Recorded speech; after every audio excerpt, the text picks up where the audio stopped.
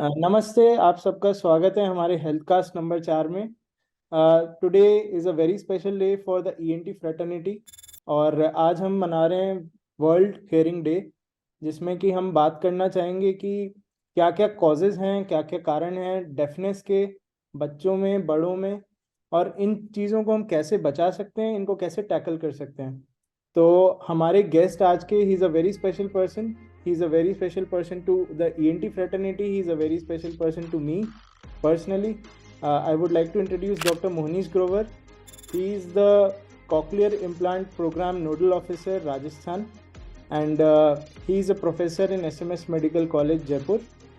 Welcome to the show, sir. Thank you. Namaskar, Anupam. It's so good to be here on this special day.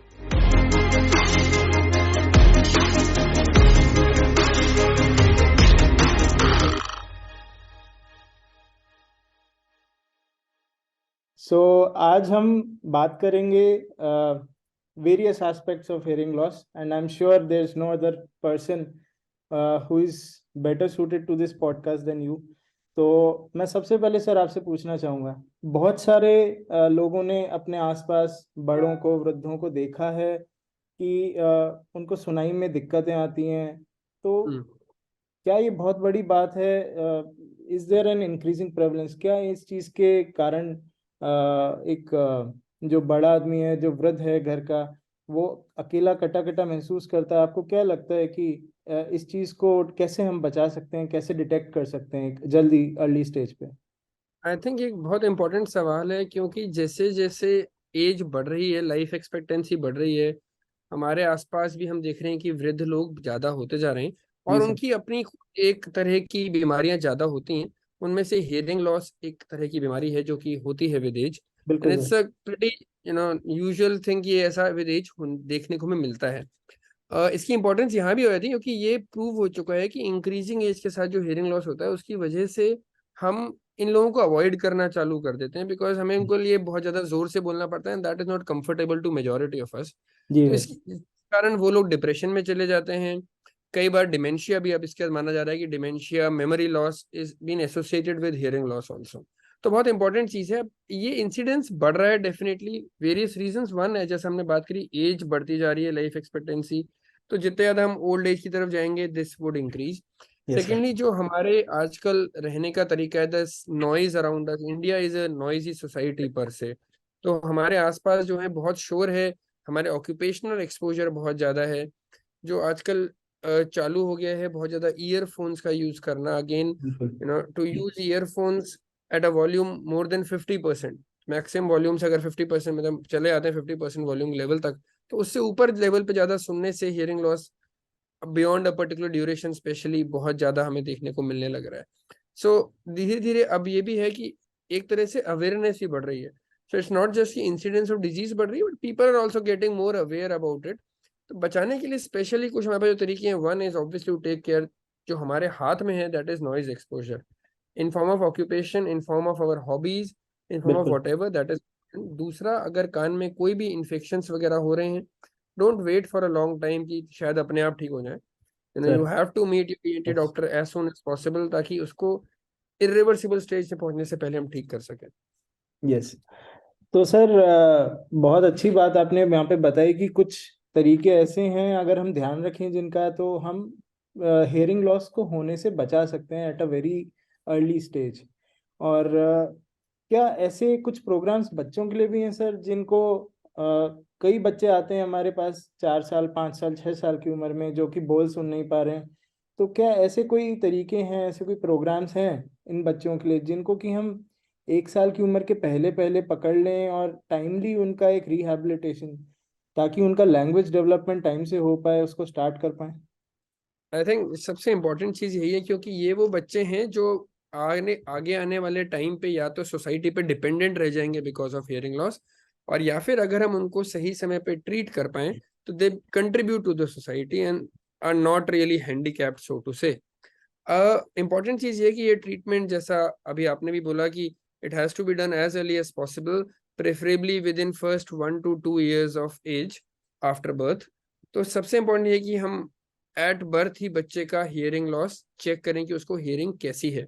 ना हर अच्छे hospital में अब ये चालू हो गया है, कई गवर्नमेंट्स भी इसके लिए बहुत ज्यादा जागरूक हैं और ये कोशिश करी जा रही है कि एट बर्थ, इसको हम कहते हैं यूनिवर्सल न्यूबॉर्न हियरिंग स्क्रीनिंग, यूएनएचएस, उसके अंदर हर बच्चे का पैदा होते ही हियरिंग टेस्ट हो, क्योंकि बहुत सिंपल सा टेस्ट होता है, ओएई या ऑटो अकॉस्टिक एमिशंस, जिससे हम पता कर सकते हैं कि बच्चे को हियरिंग लॉस है या नहीं, और अगर जी ऐसा है तो उसका जल्द ट्रीटमेंट अपन चालू कर सकें।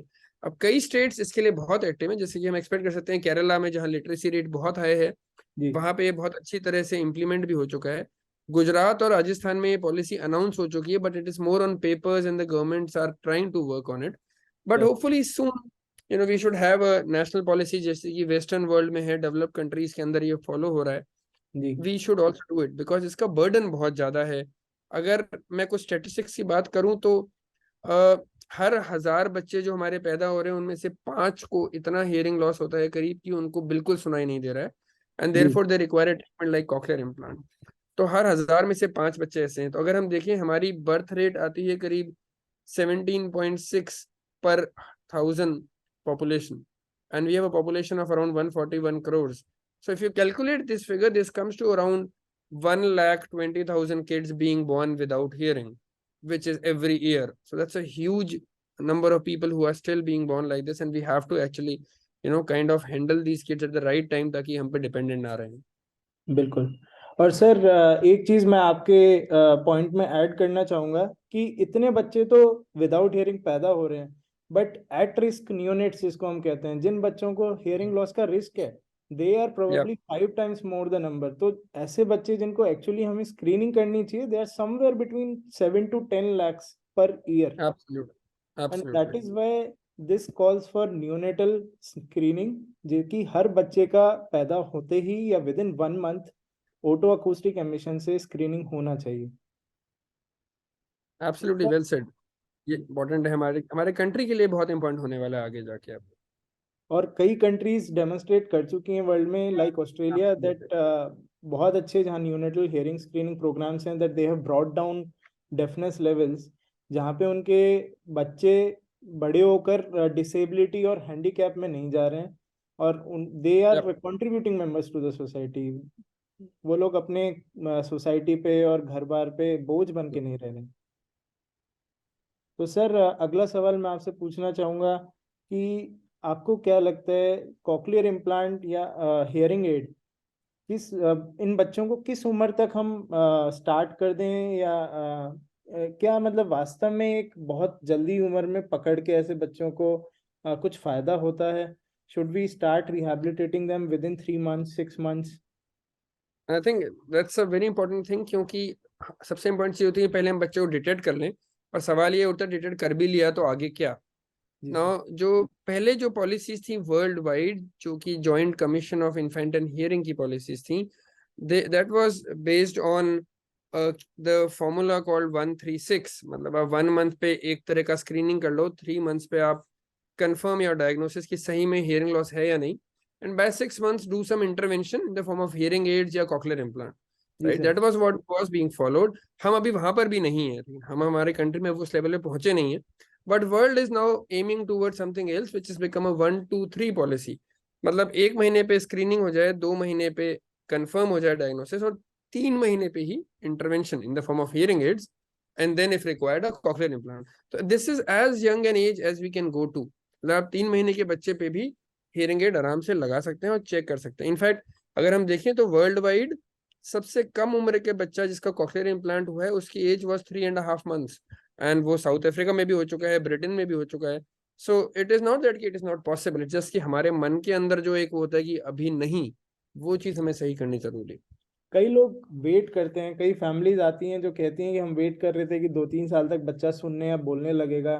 तो उन सब के लिए मैसेज है बहुत इंपॉर्टेंट कि आप लोग वेट ना करें, इस चीज़ को चेक कराएं, क्योंकि चेक करना बहुत आसान है आज की डेट में। और अगर टाइमली हम पकड़ पाते हैं ऐसे बच्चों को, तो उनको ठीक करना बहुत आसान है।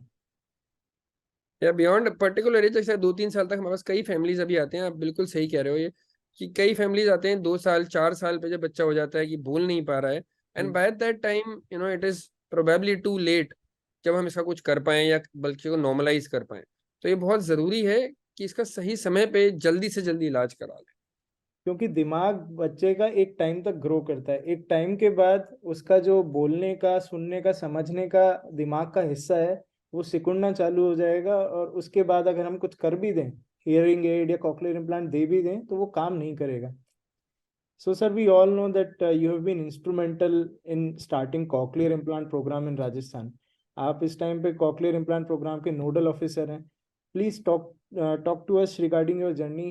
आपने क्या चैलेंजेस फेस किए? आपको स्टार्टिंग में डेफिनेटली बहुत सारे रोड ब्लॉक्स मिले होंगे, तो take us through your journey, sir. That's an interesting journey indeed, right? I started with cochlear implants during my post-graduation at AIMS New Delhi, where you were also. And that's when, my thesis under Professor R.C. Deka was on cochlear implants. And therefore, I was exposed to implants. वहीं से शुरुआत हुई समझना ये cochlear implant क्या होता है. फिर during my senior residency PGI Chandigarh में प्रोग्राम स्टार्ट हुआ था, और वहाँ पे और मेरा इनसे इंटरेक्शन. और फिर जब मैं जयपुर आया, where I belong to, SMS medical college join किया, and I we realized that this program was not yet developed in the state.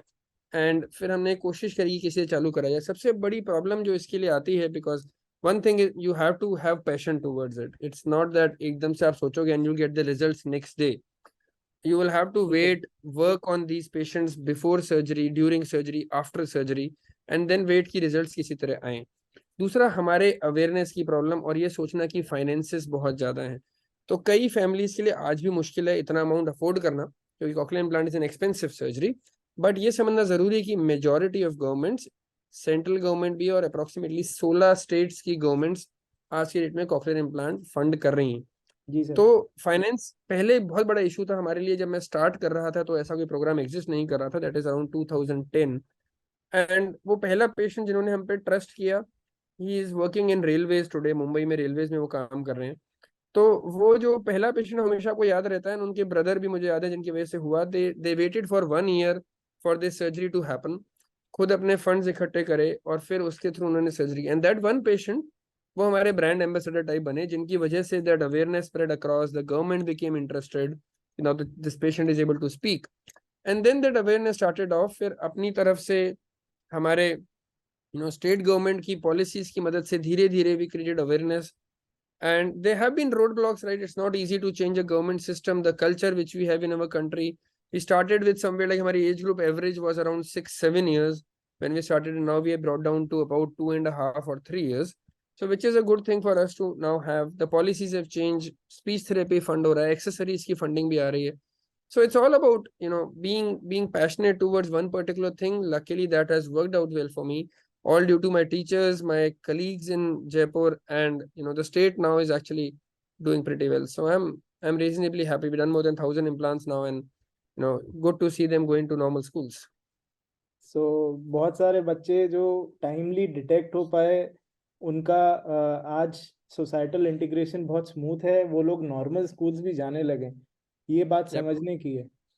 तो सर, क्या कुछ कारण हैं जिनकी वजह से ये हियरिंग लॉस बच्चों में होता है पैदाइशी के टाइम पे, और कौन से कारण हैं जो जिनकी वजह से हियरिंग लॉस बड़ों में होता है?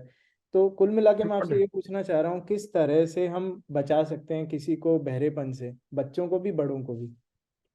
ओके, अगर हम पहले बच्चों की बात करते हैं, सो सिंस बर्थ जो हियरिंग लॉस होता है, that can be because of 3 major कारण हो सकते हैं, कि before delivery, during the birth and after birth. So अगर सबसे ज्यादा कॉमन रीजंस मिलते हैं कि अगर बिफोर बर्थ की बात करें तो जेनेटिक कॉजेज हो जाते हैं, कि आपकी फैमिली हिस्ट्री भी थी या कई बार फैमिली हिस्ट्री नहीं भी थी, तो आपकी जीन्स में ही ऐसा कुछ था जिसकी वजह से आपकी जीन्स में म्यूटेशंस हुए and you can not here. तो ऐसा एक कारण हो जाता है. दूसरा कारण होता है कि जो माँ है जिसके की गर्भावस्था में अगर उसको कुछ इन्फेक्शन ऐसे हो जाते हैं, जैसे कि रुबेला है, टॉक्सोप्लाज्मा है, साइटोमेगालोवायरस है, कई और इन्फेक्शन हैं जी सर. जिनकी वजह से हियरिंग लॉस हो सकता है. कई बार ऐसी दवाइयाँ दे दी जाती हैं या ले ली जाती हैं अपने आप, जिसकी वजह से सुनाई की नस पे बच्चों पे फर्क पड़ सकता है. तो ये कुछ एक मेजर चीजें तो वहीं पे हो जाती हैं, हमारी प्रॉब्लम होती है. फिर ड्यूरिंग बर्थ अगर अगर ब्रेन को ऑक्सीजन कम मिल रही हो, तो वो जो पार्ट है जो ईयर को ब्रेन से पूरा जो नेटवर्क है हमारा ऑडिटरी सिस्टम का, जो हियरिंग सिस्टम का हमारा पाथवे है, उसमें अगर ऑक्सीजन की अवेलेबिलिटी कम हो जाती है, तो वो सारी जो सेल्स हैं वो काम करना, फंक्शन करना बंद कर देते हैं. जी सर. एंड जिसकी वजह से अगेन बच्चे को हियरिंग लॉस की प्रॉब्लम हो सकती है. फिर जिन बच्चों को जॉन्डिस हो जाता है, जैसे नियोनेटल जॉन्डिस कहते हैं, जिनको कि जी सर। बिलिरुबिन लेवल्स ज्यादा होते हैं, उनके अंदर हमें हियरिंग लॉस मिलता है। कई सिंड्रोम्स में हमें मिल रहा होता है कि किसी कान टेढ़े हैं, किसी मुंह में कुछ डिफेक्ट्स हैं, तो वो सिंड्रोमिक बच्चे होते हैं। कई बाद में जैसे हम दवाइयाँ, दिमाग के इन्फेक्शंस, मेनिंजाइटिस जो बच्चों में कॉमनली हो जाता है, बिल्कुल। इन कारणों से, चोट लगने की वजह से, जैसे जैसे हम आगे जा रहे हैं अभी ये कारण बच्चों में और बड़ों में कॉमन हो जाते हैं। तो कान पे चोट लगी जोर की, उसकी वजह से फ्रैक्चर हो जाते हैं, कि बिना फ्रैक्चर के भी हो जाता है। दिमाग के इन्फेक्शन की वजह से, कानों के इन्फेक्शन की वजह से, कई बार कानों की हड्डी बढ़ जाने की वजह से, ट्यूमर्स की वजह से, इन सब के कारण हियरिंग लॉस हो जाता है। कई बार वायरस के इन्फेक्शन से हियरिंग लॉस हो जाता है। कोविड में हमें देखने को मिला है, कई लोगों को हियरिंग लॉस हुआ। तो ये सब चीजें अगर बच्चों में हो रही हैं तो हम कई बार प्रिवेंट कर सकते हैं एट बर्थ वाली चीज पे। बड़ों में कई चीजें प्रिवेंटेबल हैं, जैसे वायरस के इन्फेक्शन हो रहे हैं तो आप उनसे थोड़ा अपने आप को बचाव रखें। हियरिंग लॉस जब भी हो रहा है जल्दी ट्रीटमेंट ले लें। शोर से बच करें, जैसे हमने पहले ही बात करी। ट्रॉमा हो रहा है तो उसका जल्दी इलाज लें। So these are things, but ये कॉमन रीजंस हैं जो काफी अभी मिलते हैं। तो जैसा कि सर आपने बोला कि बड़े लोगों को सेफ हियरिंग प्रैक्टिसेस की रिक्वायरमेंट है, तो डब्ल्यूएचओ ने भी एक इनिशिएटिव लिया है जिसको हम सेफ लिसनिंग प्रैक्टिसेस कहते हैं। तो सर क्या आप थोड़ा सा प्रकाश डालेंगे इन प्रैक्टिसेस पे कि किस तरह के सुनाई के टाइम पे किस तरह के प्रिकॉशंस एक अडल्ट को रखने चाहिए ताकि उसकी एक तो हियरिंग मेंटेन रहे। एक तो सबसे ज्यादा जो हमारे यहाँ होता जा रहा है कि मोबाइल्स का जो ओवर यूजेज है, we to need to understand that our eye ears were never made for mobile side, हम उनको दे रहे हैं। नाउ इट इज नॉट कि हर मोबाइल यूजर को प्रॉब्लम होने वाली है, हम देखते हैं ज्यादातर में नहीं होती है। इट्स इंपॉर्टेंट कि हम एक ही कान पे बहुत देर तक मोबाइल का यूज नहीं करें। स्पेशली अगर हमारे ऑक्यूपेशंस ऐसे हैं जहाँ और भी नॉइजेस हैं, तो ये और रिस्क एक तरह से बढ़ जाता है। अगर बिल्कुल। हम लाउड नॉइस में, तो ये समझना जरूरी है कि beyond a particular intensity of sound, जो कि हम 60 से 70 डेसिबल मानते हैं, अगर हम रेगुलरली उसके लिए एक्सपोज हैं बियॉन्ड 6 to 8 आवर्स, 80 डेसिबल के ऊपर आप जा रही है आवाजें, तो then you have very high chance of hearing loss developing. अगर हम ऐसे ऑक्यूपेशन में हैं जहाँ नॉइजेस हैं इस लेवल की ज्यादा, तो ईयर प्लग्स का यूज करें, या किसी भी तरह से ईयर को कवर करके रखें ताकि वो लाउड नॉइजेस आपके कान को इफेक्ट नहीं कर पाए। तो और जैसे हमने पहले भी डिस्कस किया, अगर ईयरफोन्स हम यूज कर रहे हैं, म्यूजिक का हमें शौक है किसी और कारण से, कॉल सेंटर्स जो आजकल डेवलप होते जा रहे हैं, the volume of those earphones और headphones has to be less than 50% of the maximum. उससे ऊपर लेवल पे नहीं लेके जाएं। तो कुछ एक बेसिक प्रिकॉशंस हैं जो कि आराम से हम ले सकते हैं और बचा सकते हैं अपने आप को होपफुली एक हियरिंग लॉस होने से। बिल्कुल sir, thank you. So WHO की तरफ से भी अगर डेटा हम एनालाइज करें तो उनका कहना है by 2050 2.5 billion people, that is 250 crore लोग एट रिस्क हम्म। हैं हियरिंग लॉस के by 2050 because of unsafe hearing practices which includes loud noises, earphone usage, working in noisy environments, clubs, parties, rave music, जो सारा कल्चर है इसकी वजह से 250 करोड़ लोग हेयरिंग लॉस के रिस्क पे हैं by 2050। So that's a huge number. और अगर हम सेफ हियरिंग प्रैक्टिसेस लेके आते हैं लाइफ में, उनको प्रैक्टिस करते हैं, तो हम बहुत मेजर एक डिसेबिलिटी से बचा सकते हैं। तो sir, last question for the day, where do you see hearing handicap in India in the next 20 years as regards to Okay, so children and adults both? it's going to grow like anything. One, because we are now doing more, tests for hearing loss. Also, the awareness is increasing. तो hearing loss के cases या जो हम incidents अभी देख रहे हैं, जो हमें पता है, इट्स जी going sir. To be more. तो अगर वैसे भी बात करते हैं, हियरिंग लॉस का परसेंटेज वर्ल्ड वाइड अगर 5.3% एवरेज था, इंडिया वाज ऑलरेडी एट 6.3%। और कंसिडरिंग द पॉपुलेशन जो हमारे यहाँ पे है, the higher incidence of diseases जो हमारे यहाँ पे हैं, with more number of investigation being done, this number is going to be whooping। जो हम अभी बात कर रहे थे, probably अभी सिचुएशन ये है कि we have around 1,20,000 kids being born with hearing loss। तो ये और ज्यादा बढ़ने वाला है, एज हमारी अब बढ़ती जा रही है, so this is also going to increase। However, at the same time, we have more governments coming in, more NGOs and trusts and philanthropists coming in, जो इसके ट्रीटमेंट को लेकर काफी सुचारू रूप से सजग हो चुके हैं।